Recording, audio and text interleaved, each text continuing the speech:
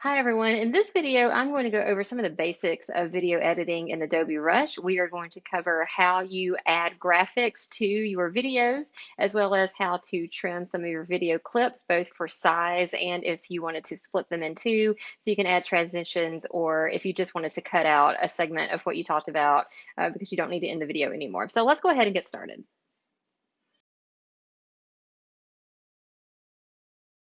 Okay, I've just started a new video project. This is a lecture video that I'll be using in my research methods class, and I have recorded the video part, the talking head part of me, and now I'm going to add all of the visual aids that I want to include as overlays in this video. So what I've done here is click on this plus button, and from there you can see you've got several options. What I want to do first is collect all of the images by clicking media. I have them all saved in a file on my Google Drive. So let's find those images in the vast structure of my Google Drive that I have here under Fall 20 Images. For me, this is going to be Lecture 10. So I've numbered them so they're easy for me to find. Image 1, 2, 3, 4, 5. And again, if you watched the first introductory video, then you heard me talk about how you can save your own images as screenshots or as JPEG files.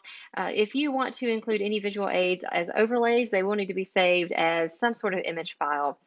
Now, when I clicked on add, you can see that my media are all populated right there. If I wanted to see everything in my project, including my video, I click this little folder right there, and it just pulls everything up for easy access for me. Whenever I added them, though, they automatically got populated here on the very end of my timeline. And that means that if I played this video, it would play all the way through until the very end, and that meant that the pictures would just show up there, and that's not where I want them, and I need to resize them, and I need to make sure that they're playing at different speeds. So what you can do there is a couple things. I like to just drag them up above this timeline here where the video is. That way, as I go through and I make my edits to the video, which I have now muted so that the audio won't be interfering with what I'm talking about here, I can edit the videos easily from there. I know that I have a title slide and I wanted to put it at the very beginning.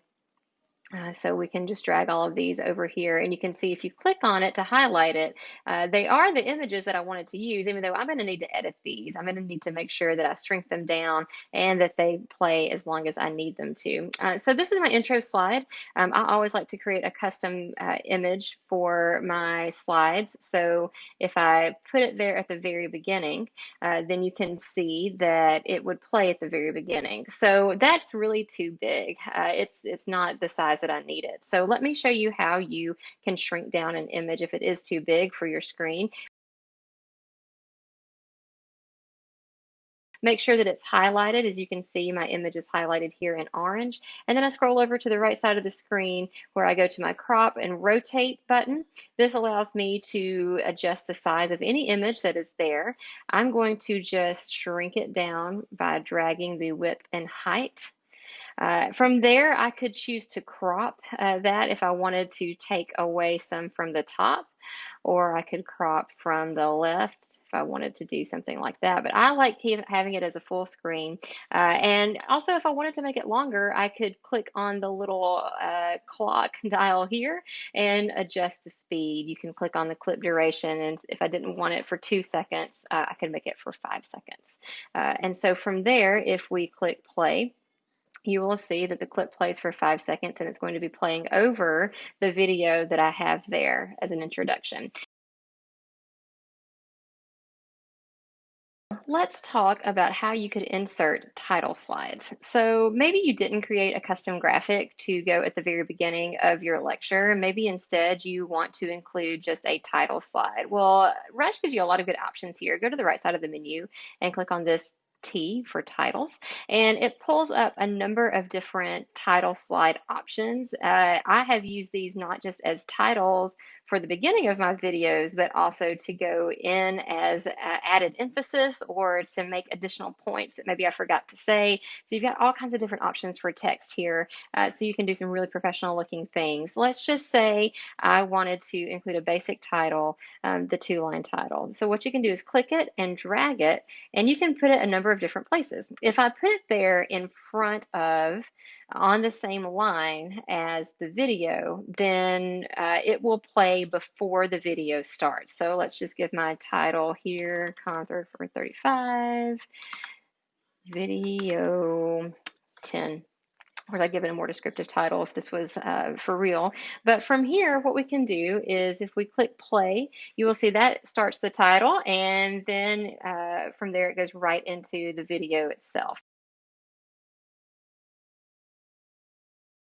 So there was a jarring transition there to go from this just straight into the video. Instead, maybe what we want to do next is add a transition so that the transition from this slide to my video is a little bit less jarring. To do that, go back over here to the right side menu and click underneath the T to the transitions menu. And from here, you've got some options. We can, for example, cross dissolve. As long as this video, this title slide is selected and you choose a transition, it will automatically transition the right way into your next video. So you can see that looks a little bit more professional.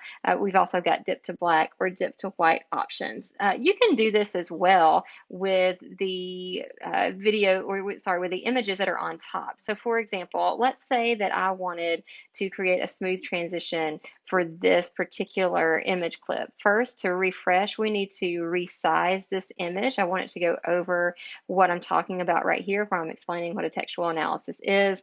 I do also want this clip to be a little bit longer. We'll just guesstimate 25 seconds. Of course, in post-production, I would actually go back in and watch and listen to make sure that the clip plays as long as I need it to. You can see if you just have that visual aid there on top, without a transition, when you hit play, it just kind of abruptly stops and goes back to the video. I always like to add a transition. Again, make sure that your picture is highlighted. So you can see I've clicked on the picture, it's highlighted in orange. From there, what I want to do is click back here on the transitions icon. And let's say this one I want to dip to black before it goes back to the video. So I'll choose that. And then whenever I hit play, you can see the transition dip to black very quickly.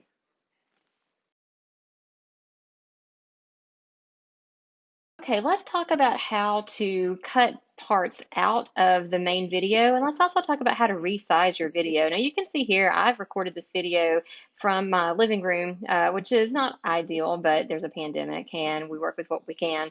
And I really don't want everyone to see the fan in my living room, and I'd like to cut out that dining room chair too. So what I'm going to do is make sure that my video is highlighted here in orange, and from there I can do the same thing I just did to the image. I could shrink down my video if I wanted, but I think size is okay, so we'll leave it at 100%. But what I do want to do is crop the video. So we're going to crop it out so it looks like I just have a tidy little shelf there on that side, and I'm also going to crop out my living room as well. So you can resize the image, and if you wanted to, you could even drag this cropped image around so that now you've got room on this side of the screen if you wanted to insert half of an image to take up this black side of the screen. You could do that, or you could just leave this in the middle and have a video overlay whenever you are talking in your lecture video. So you've got a couple options here. The next thing I want to show you is how you would cut parts out of your video. If you're like me, sometimes you just make a mistake when you're talking, and it is very difficult to stop that entire recording process. So let me show you how you will record and, or I'm sorry, how you will cut pieces out of your video. So I happen to know that I messed up on the first 7 seconds of this video. So I've got my cursor right here at about 7 seconds. What you want to do is go up to the menu, and where it says clip, click split. And you can see the video has been split into two separate selectable pieces.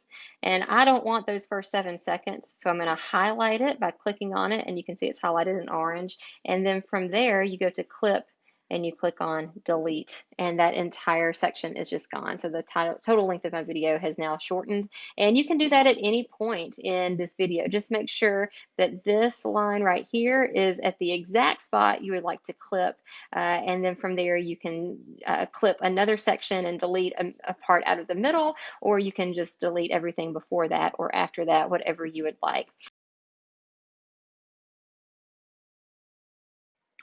Okay, let's say you wanted to do, instead of an overlay, a side-by-side video. Well, the first thing you want to do is make sure that your video has been resized appropriately so that it takes up just the right amount of screen space here on your video screen. And then from there, what you will do is figure out what image you want to use as well. So here I've got an image that I'm using as a graphic, and I've placed it over myself so that whenever the video plays, you will see the image first.